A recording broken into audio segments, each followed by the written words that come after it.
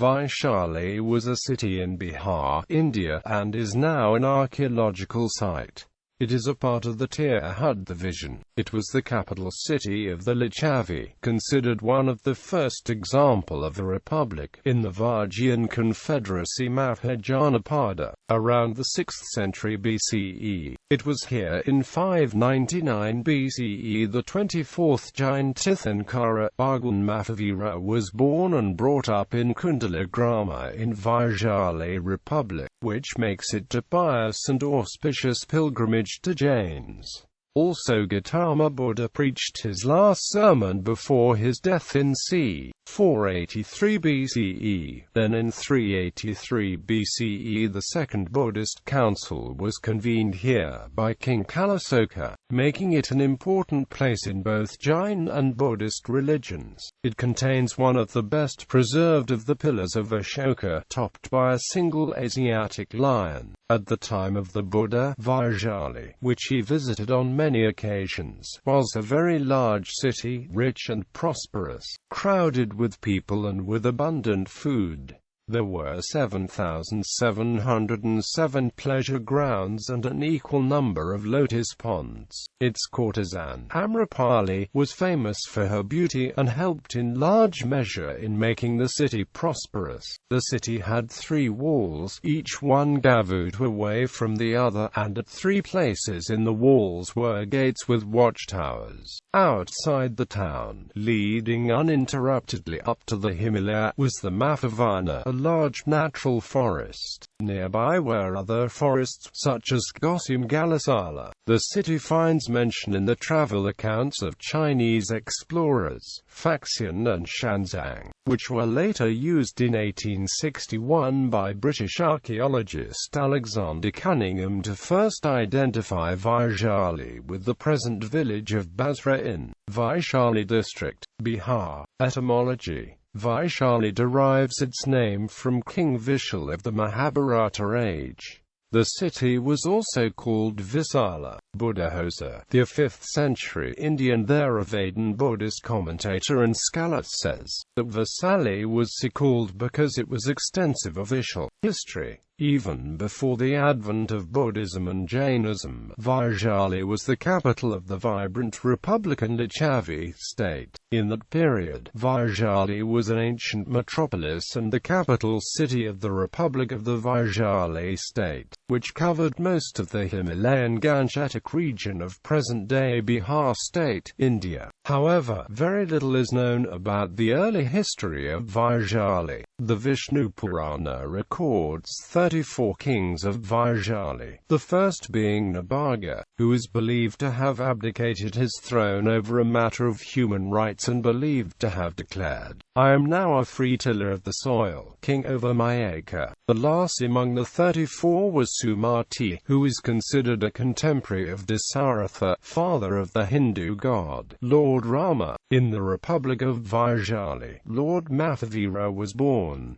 Gautama Buddha delivered his last sermon at Vaiśālī and announced his parinirvana there. Vaiśālī is also renowned as the land of Amrapali, the great Indian courtesan, who appears in many folk tales, as well as in Buddhist literature. Ambipali became a disciple of Buddha. Manudev was a famous king of the illustrious Licchavi clan of the Confederacy, who desired to possess Amrapali after he saw her dance performance in Vaiśālī.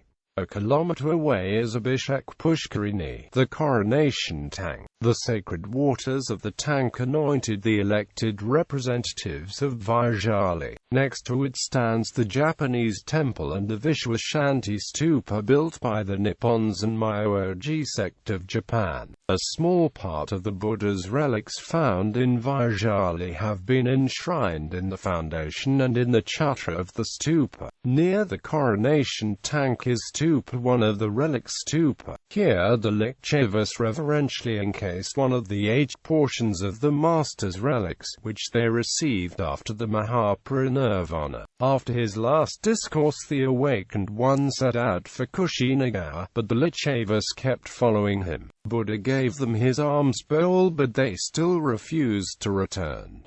The master created an illusion of a river in spate which compelled them to go back. This site can be identified with Deora in modern Kesariyu village, where Ashoka later built a stupa. Ananda, the favorite disciple of the Buddha, attained nirvana in the midst of the Ganges outside Vaiśālī.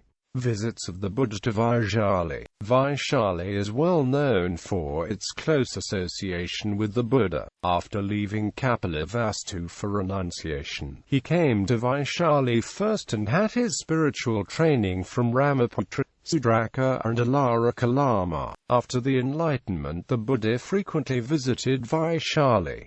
He organized his Bhikshu Sangha on the pattern of Vaishali and democracy. It was here that he established the Bhikshuni Sangha, initiating his maternal aunt Mahaprajavati Gautami into the order. His last Varshavasa was here, and he announced his approaching Mahaparinirvana just 3 months in advance. Before leaving for Kusinagara, where he laid his mortal coil, he left his alms bowl here with the people of Vaishali. The Buddha visited Vaiśālī in the 5th year after his enlightenment, and spent the rainy season there. The Buddhist Theravada commentaries give detailed descriptions of the circumstances of this visit. Vesali was inhabited by 7,007 rajas, each of whom had large retinues, many palaces and pleasure parks. There came a shortage in the food supply owing to drought, and people died in large numbers.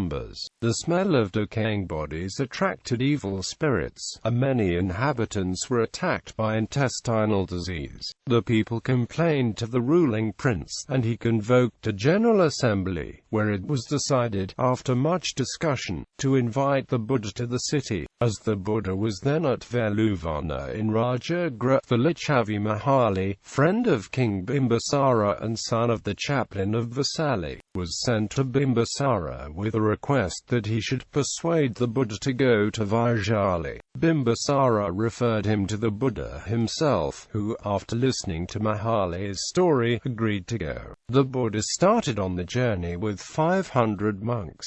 Bimbisara decorated the route from Rajagra to the Ganges, a distance of 5 leagues, and provided all comforts on the way. He accompanied the Buddha, and the Ganges was reached in 5 days. Birds decked with great splendor were ready for the Buddha and his monks, and we are told that Bimbisara followed the Buddha into the water up to his neck. The Buddha was received on the opposite bank by the Licchavis with even greater honor than Bimbisara had shown him. As soon as the Buddha set foot in the Vajjian territory, there was a thunderstorm and rain fell in torrents. The distance from the Ganges to Vaiśālī was 3 leagues. As the Buddha approached Vaiśālī, Sakka came to greet him, and, at the sight of the Devas, all the evil spirits fled in fear. In the evening the Buddha taught Ananda the Ratana Sutta, and ordered that it should be recited within the 3 walls of the city, the round of the city being made with the Licchavi princes. This Ananda did during the 3 watches of the night, and all the pestilences of the citizens disappeared. The Buddha himself recited the Ratana Sutta to the assembled people, and 84,000 beings were converted. After repeating this for 7 consecutive days, the Buddha left Vaiśālī.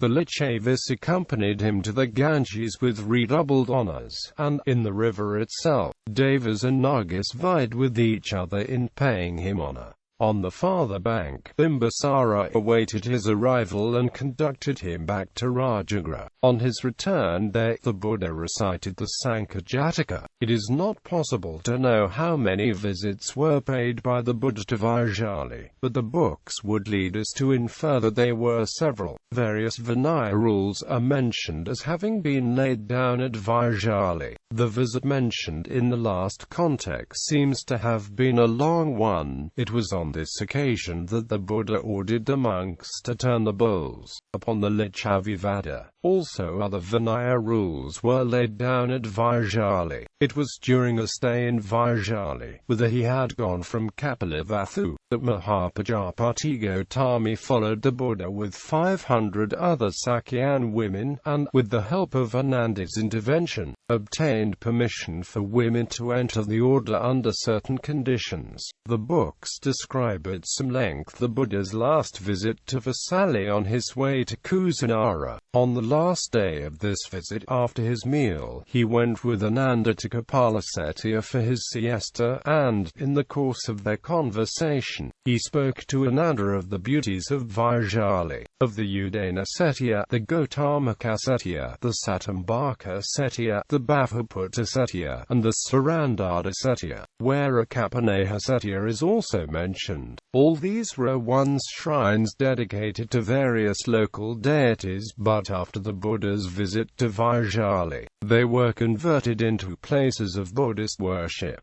Other monasteries are also mentioned in and near Vaiśālī. The Buddha generally stayed at the Kutagarasala during his visits to Vaiśālī, but it appears that he sometimes lived at these different shrines. During his last visit to the Kapalasetya, he decided to die within 3 months, and informed Mara and, later, Ananda of his decision. The next day he left Vaiśālī for Bandagama, after taking one last look at the city, turning his whole body round like an elephant. The rainy season which preceded this, the Buddha spent at Baluvagama, a suburb of Vaiśālī, while the monks stayed in and around Vaiśālī. On the day before he entered into the Vasa, Ambapali invited the Buddha and the monks to a meal, at the conclusion of which she gave her Ambavana for the use of the order. Among important suttas preached at Vaiśālī of the Mahali, Mahajanapada, Kulasakaka, Mahasakaka, Tevija, Vakagata, Sunakata and Ratana. After the Buddha's death, a portion of his relics was enshrined in the city. 100 years later, Vaiśālī was again the scene of interest for Buddhists on account of the 10 points raised by the Vajjiputaka, and the Second Buddhist Council held in connection with this dispute at the Kundalagrama. Jainism at Vaishali. The Svetambaras state that the final Tirthankara, Mahavira, was born and raised in Kshatriya Kund district, Vaishali, to King Siddhartha and Queen Trishila. Vaishali was a stronghold of the near Granthas, and it is said that of the 42 rainy seasons of the latter part of Mahavira's ascetic life, he spent 12 at Vaishali. Vaiśālī was also the residence of Kantaramasaka and Patikaputa, among eminent followers of the Buddha who lived in Vaiśālī. Special mention is made of Ugga, Pinguyani, Karanapali, Siha, Vasela, and various Licchavis. Notable Buddhist sites in Vaiśālī. Relic Stupa near the Coronation Tank is Stupa 1 of the Relic Stupa. Here the Licchavis reverentially encased one of the 8 portions of the Master's relics, which they received after the Mahaparinirvana. After his last discourse, the awakened one set out for Kushinagar, but the Licchavis kept following him. Buddha gave them his alms bowl, but they still refused to return. The Master created an illusion of a river in spate which compelled them to go back. This site can be identified with Deora in modern Kesariyu village, where Ashoka later built a stupa. Kutagarasala Vihara. Kutagarasala Vihara is the monastery where Buddha most frequently stayed while visiting Vaiśālī. It is located 3 kilometers from the Relic Stupa, and on its ground can be found the Ananda Stupa, with an Asokan pillar in very good condition, and an ancient pond. Coronation Tank. A few hundred meters from the Relic Stupa is Abhishek Pushkarini, the Coronation Tank. The sacred waters of the tank anointed the elected representatives of Vaiśālī. World Peace Pagoda. Next to the Coronation Tank stands the Japanese temple and the Visvaranti Stupa built by Japanese Nichiren Buddhist sect Nippons and Myoji. A small part of the Buddha's relics found in Vaiśālī have been enshrined in the foundation and in the chhatra of the stupa. Museum. There is an Archaeological Survey of India museum near the Vishvashanti Stupa.